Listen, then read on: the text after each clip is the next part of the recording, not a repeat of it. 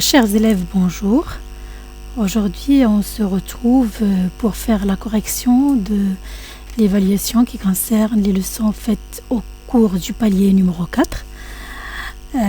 Alors, je vous demande d'être attentifs. Merci.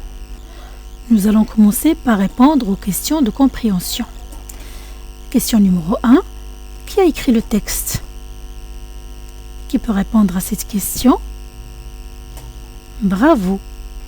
Celui qui a écrit le texte s'appelle Zidro. Donc, c'est Zidro qui a écrit le texte.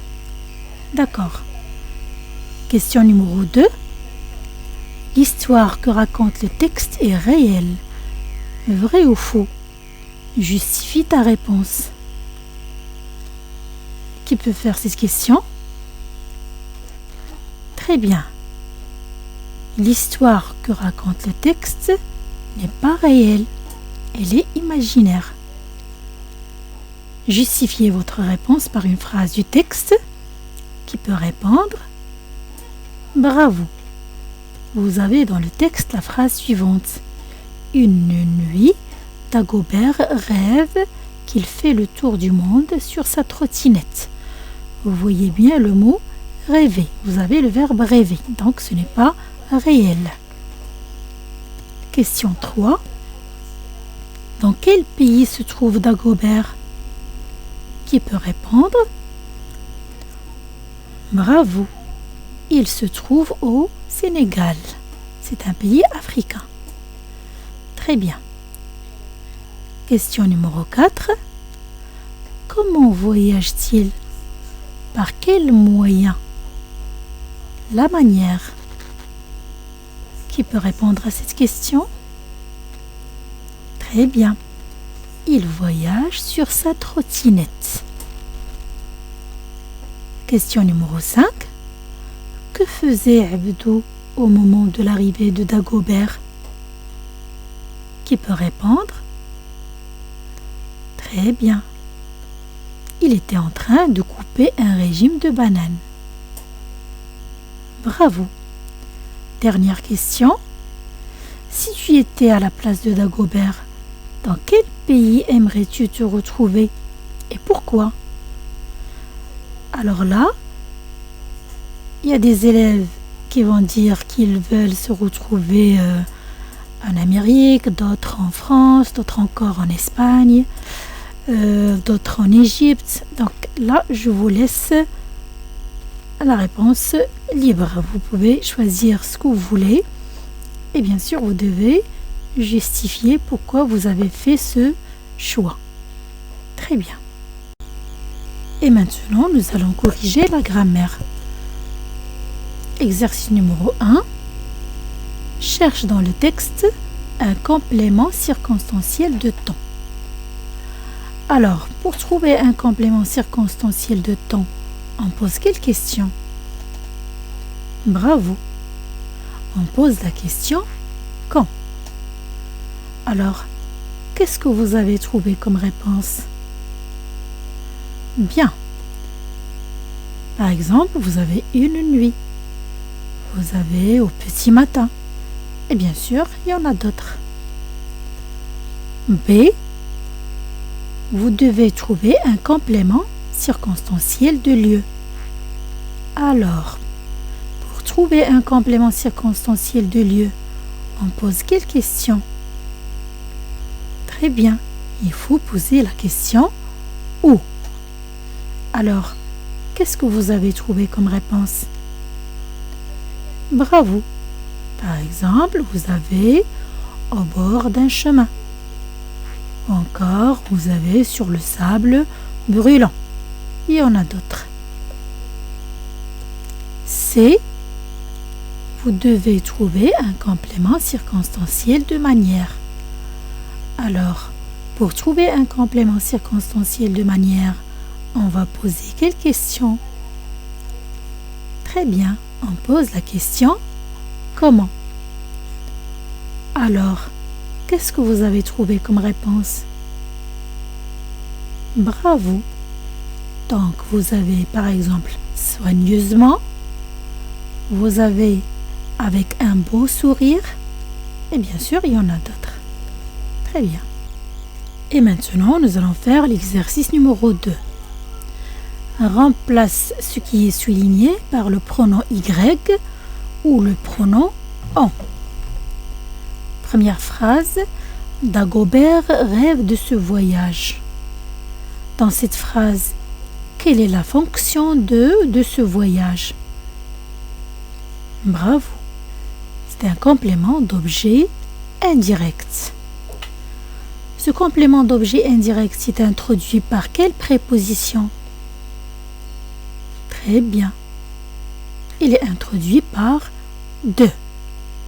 Alors, à votre avis, par quoi va-t-on remplacer un complément d'objet indirect introduit par la préposition de?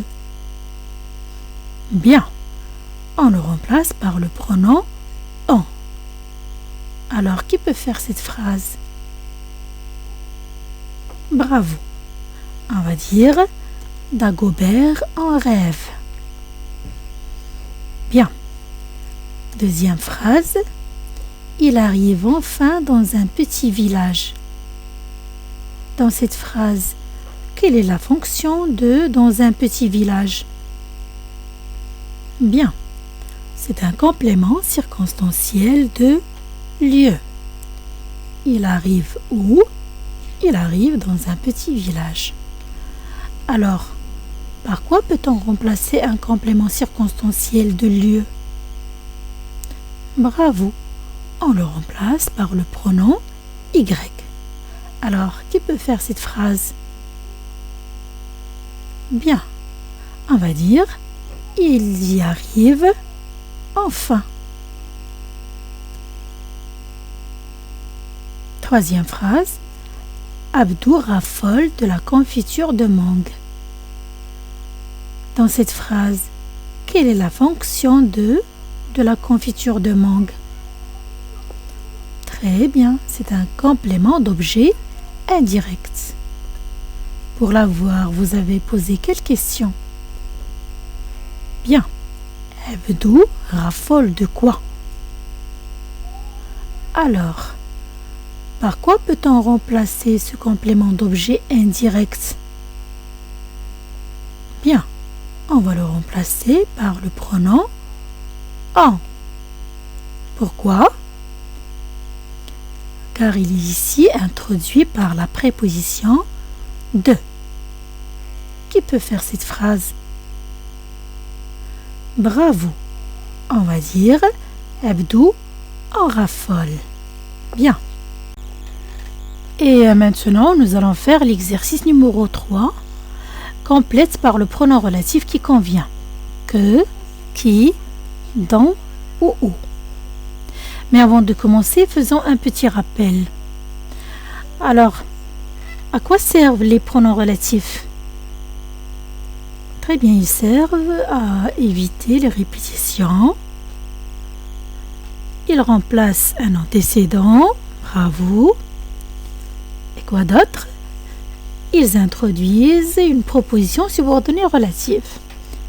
Bravo. Alors, qui peut faire la première phrase? Le pays, par le texte, est très accueillant. Dans cette phrase, on va utiliser quel pronom relatif? Très bien.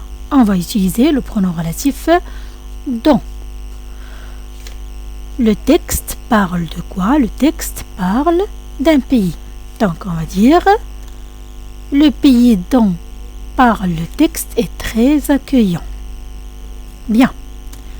Deuxième phrase. La maison habite Abdou se trouve près du lac. On va utiliser quel pronom relatif dans cette phrase? Bien. On va utiliser le pronom où. On va dire la maison où habite Abdou se trouve près du lac. Abdou habite où? Habite la maison. Troisième phrase. Les gens vivent dans cet endroit sont très modestes. Normalement, on avait les gens sont très modestes. Les gens vivent dans cet endroit. Donc, on avait la répétition du sujet. Les gens. Alors, On va utiliser quel pronom relatif? On va utiliser le pronom qui a la fonction sujet. On va dire les gens qui vivent dans cet endroit sont très modestes. Et enfin, nous avons le tour du monde est un rêve. Toute personne aimerait réaliser. Normalement, la phrase du départ était le tour du monde est un rêve. Toute personne aimerait réaliser le tour du monde. Toute personne aimerait réaliser quoi? Le tour du monde. Donc, le tour du monde est un complément d'objet direct. Bien. Le pronom relatif que nous allons utiliser ici, c'est que. Bravo. On va dire le tour du monde est un rêve que toute personne aimerait réaliser. Très bien. Et maintenant, nous allons passer à l'orthographe.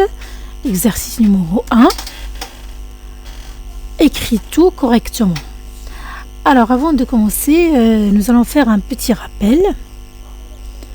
Nous avons vu que tout peut être soit un adjectif, soit un adverbe. Très bien. Alors, quand tout est suivi d'un nom, la nature de tout, c'est un adjectif. Mais quand tout est suivi d'un adjectif, la nature de tout est un adverbe. Et les adverbes, normalement, ils sont invariables. Très bien. Donc, tout est un adverbe invariable en règle générale. Sauf si l'adjectif qui suit est féminin, commençant par une consonne ou bien un H aspiré. C'est le seul cas où l'on doit l'accorder. Bien.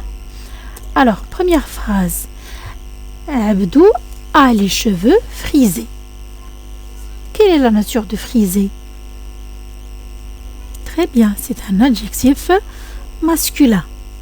Donc, quand tout est suivi d'un adjectif masculin, tout est un mot invariable, c'est un adverbe. Donc, on va l'écrire comme ça. Abdou a les cheveux tout frisés. Il ne s'accorde pas. Bien. Deuxième phrase. Sa trottinette est... Quelle est la nature de neuve? Bien. C'est un adjectif féminin commençant par une consonne. Alors, est-ce qu'on va accorder tout, oui ou non? Très bien, il faut accorder. On va dire, sa trottinette est toute neuve. Car l'adjectif est féminin et commence par une consonne qui est la lettre N. Troisième phrase. Les maisons près du lac sont habitées. Quelle est la nature de habiter? Très bien. C'est un adjectif féminin qui commence par un H aspiré. Alors, qu'est-ce qu'on va faire dans ce cas? Très bien, on va l'accorder. On va dire les maisons près du lac sont toutes habitées. Bravo. La dernière phrase. Les océans sont immenses. Quelle est la nature de océan? Très bien, c'est un nom. Alors, quand tout est suivi d'un nom, qu'est-ce qu'on fait? On accorde en genre et en nombre avec ce nom. Très bien. Qui peut faire cette phrase? Bravo. On va dire tous les océans sont immenses. Bien. Passons maintenant à l'exercice numéro 2. Complète par quel ou quel. Vous remarquez ici qu'on a des homonymes, c'est-à-dire des mots qui se prononcent de la même façon, mais qui s'écrivent de façon différente. Commençons par la première phrase. Quel beau rêve et quelle belle aventure. on ne sait pas quel on va mettre. Donc, il faut bien savoir de quel type de phrase s'agit-il. Quel beau rêve, à votre avis? C'est quel type de phrase? C'est une phrase exclamative. Très bien. Donc, quel ici est un adjectif exclamatif. Donc, quand quel est un adjectif exclamatif, on l'accorde en genre et en nombre avec le nom qui suit. Alors, rêve est un nom masculin singulier. Donc, on va écrire quel en un seul mot avec culon U, E, L. Très bien. Deuxième phrase. Quelle belle aventure. Là aussi, nous avons une phrase exclamative. Très bien. Donc, quel est un adjectif exclamatif. Par conséquent, il faut l'accorder avec le nom qui suit, qui est le mot aventure. Aventure est un nom féminin pluriel. Donc, on va écrire quel en un seul mot avec culon U, E, double L, E, S. Bravo. Quel beau rêve et quelle belle aventure. Regardons maintenant la phrase qui suit. Il s'inquiète pour ses amis. Il aimerait savoir ce qu'elles sont devenues. Alors, si vous vous rappelez bien, je vous ai déjà donné une astuce. Quand on peut remplacer quel par qu'il, c'est-à-dire culon U apostrophe il, dans ce cas, on va écrire quel en deux mots, c'est-à-dire la conjonction de subordination suivie du pronom elle. Alors, dans cette phrase, est-ce qu'on peut employer qu'il? Qui peut faire cette phrase? Très bien, on va dire il s'inquiète pour ses amis. Il aimerait savoir ce qu'ils sont devenus. Très bien, donc là, on va employer quel qui s'écrit en deux mots. Bravo. Et on va dire il s'inquiète pour ses amis. Il aimerait savoir ce qu'elles sont devenues. Bravo. Passons maintenant à l'exercice numéro 3. Trouve l'adverbe correspondant à l'adjectif entre parenthèses. Alors, le premier adjectif que vous avez, c'est vrai. Donnez-moi l'adverbe qui correspond à l'adjectif vrai. Très bien, c'est vraiment. Alors, vous remarquez ici que l'adjectif vrai se termine par une voyelle. Quand l'adjectif se termine par une voyelle, on ajoute directement mon. Et on va dire vraiment. J'ai, on a l'adjectif suffisant. On va remplacer cet adjectif par l'adverbe correspondant. À votre avis, qu'est-ce qu'on va faire? Très bien. On va enlever ANT et on va ajouter AMMENT. Donc l'adverbe est suffisamment. J'ai suffisamment d'argent pour aller à l'étranger. Mais je préfère rester. Vous avez ici l'adjectif tranquille. Pour avoir l'adverbe, on va ajouter mon. On va dire je préfère rester tranquillement à la campagne et profiter. Quel est l'adverbe qui correspond à l'adjectif simple? Très bien, c'est simplement. On ajoute ment. Et profiter simplement de la nature et du calme. Quel plaisir de se retrouver dans cet endroit où on a l'adjectif fréquent. Alors, pour avoir l'adverbe correspondant, qu'est-ce qu'on va faire? Très bien, on supprime ENT et on remplace par EMMENT.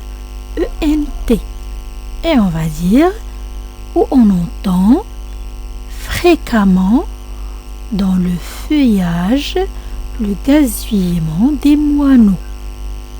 Fréquemment. Même si vous avez la lettre E, ça se prononce comme la lettre A. Ça se lit fréquemment. Très bien. Et maintenant, nous allons faire l'exercice numéro 1 de conjugaison. Réécris le passage suivant au plus que parfait. Alors, avant de commencer, faisons un petit rappel. Pour conjuguer un verbe au plus que parfait, qu'est-ce qu'on fait? Bravo! On conjugue l'auxiliaire être ou avoir à l'imparfait et on ajoute le participe passé du verbe. Première phrase. Les deux garçons passent toute la journée ensemble. Où est-ce qu'il est le verbe dans cette phrase? Bien, c'est passe. Il est conjugué à quel temps? Très bien, au présent. Maintenant, qui peut le mettre au plus que parfait? Bravo. On va dire les deux garçons avaient passé toute la journée ensemble. Qu'est-ce que vous remarquez ici? Bien, que le participe passé ne s'accorde pas avec le sujet. Pourquoi? Car il est employé avec l'auxiliaire avoir. Vous savez que le participe passé ne s'accorde pas avec le sujet quand il est employé avec l'auxiliaire avoir, sauf si le COD est placé avant le verbe. Deuxième phrase, ils font de longues balades à pied. Où est-ce qu'il est le verbe dans cette phrase? Bien, le verbe c'est font, c'est le verbe faire. Dans cette phrase, il est conjugué à quel temps? Super, il est conjugué au présent. Maintenant, vous allez le conjuguer au plus que parfait. Qu'est-ce qu'on va dire? Très bien, ils avaient fait de longues balades. Là aussi, vous remarquez que le participe passé du verbe faire ne s'accorde pas avec le sujet. Pourquoi? Car il est employé avec l'auxiliaire avoir. Bravo. Troisième phrase, ils reviennent tard le soir. Où est-ce qu'il est le verbe dans cette phrase? Bien, c'est reviennent. À quel temps est-il conjugué? Très bien, il est conjugué au présent. Maintenant, on va le mettre au plus que parfait. Qui peut répondre? Bravo. On va dire, ils étaient revenus tard le soir. Qu'est-ce que vous remarquez ici? Bien, que le participe passé du verbe revenir, c'est-à-dire revenu, s'accorde avec le sujet. Pourquoi?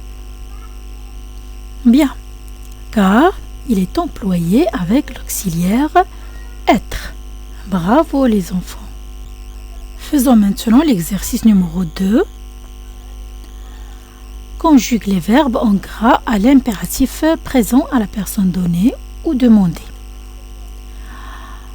Alors, avant de commencer, à quoi sert l'impératif? Très bien. Il sert à donner un ordre, un conseil, ou bien à faire une interdiction, ou bien une prière. Alors, Quelles sont les règles à suivre pour conjuguer un verbe à l'impératif présent? Bravo! Premièrement, le verbe à l'impératif présent ne se conjugue qu'à 3 personnes. La deuxième du singulier, la première du pluriel et la deuxième du pluriel. Deuxièmement,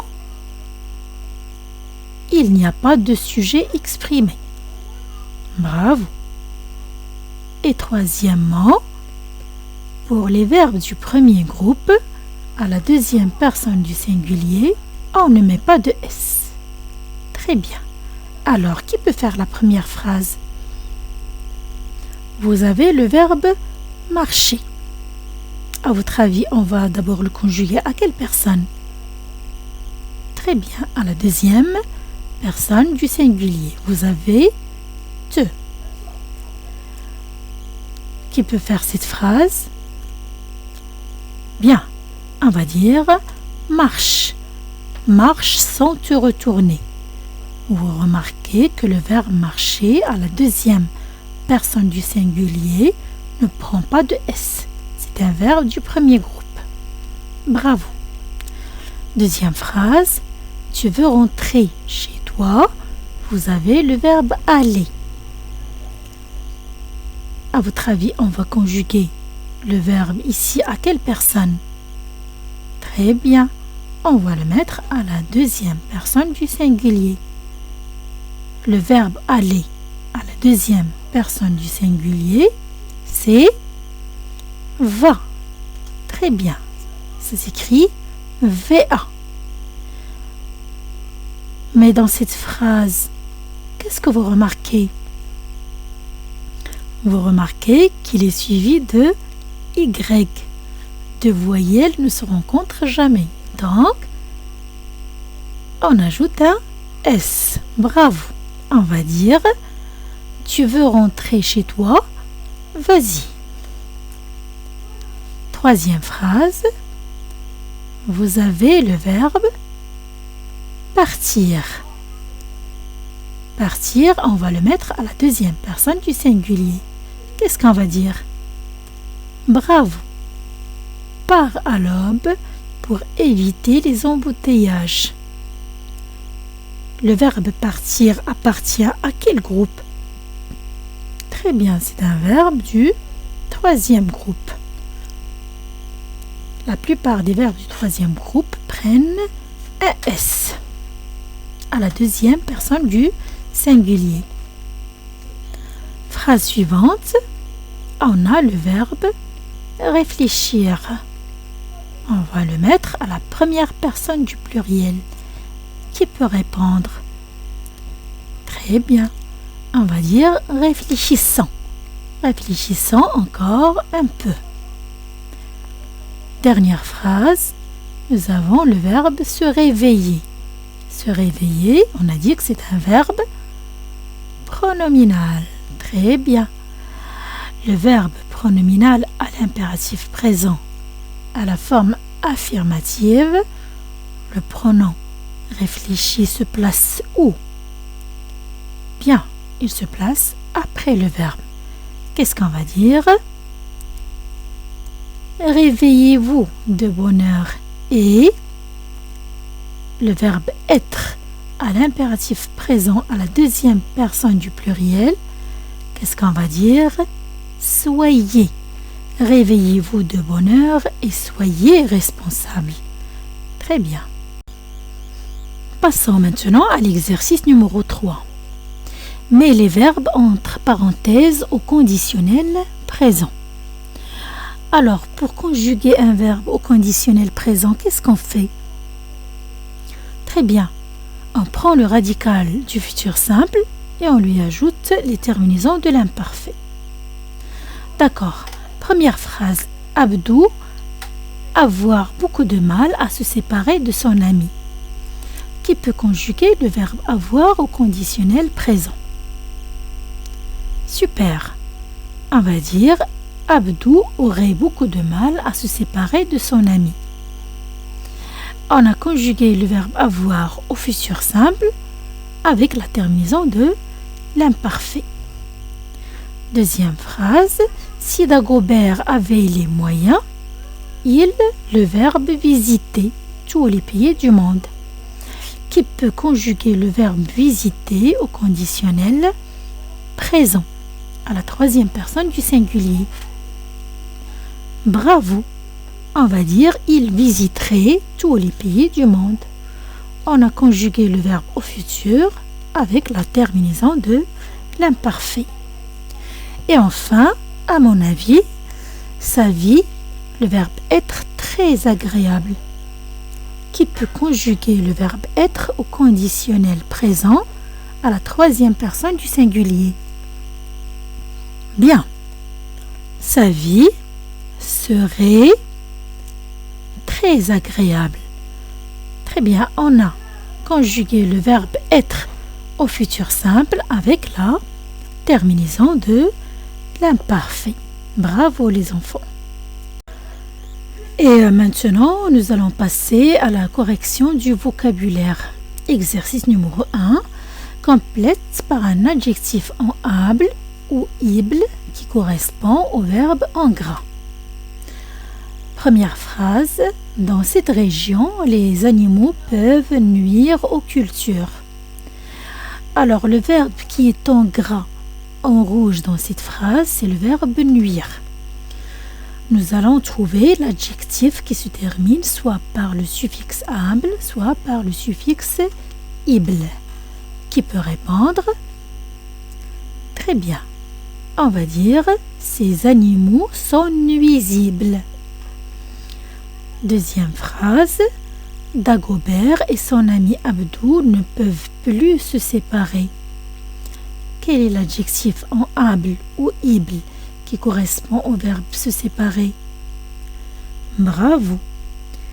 On va dire ils sont devenus inséparables. Bien. Et enfin, nous allons corriger l'exercice numéro 2 de vocabulaire. Trouve le nom correspondant au verbe entre parenthèses. Dans la première phrase, nous avons le verbe se promener. Donnez-moi le nom qui correspond au verbe se promener. Bravo, c'est la promenade. La promenade en barque sur le lac est très apaisante. Deuxième phrase, Dagobert avait beaucoup de admiré pour ce beau pays africain. Quel est le nom qui correspond au verbe admirer? Super, c'est admiration. On va dire Dagobert avait beaucoup d'admiration pour ce beau pays africain. Bravo les enfants, vous avez été très attentifs. Je vous souhaite bon courage et bonne continuation.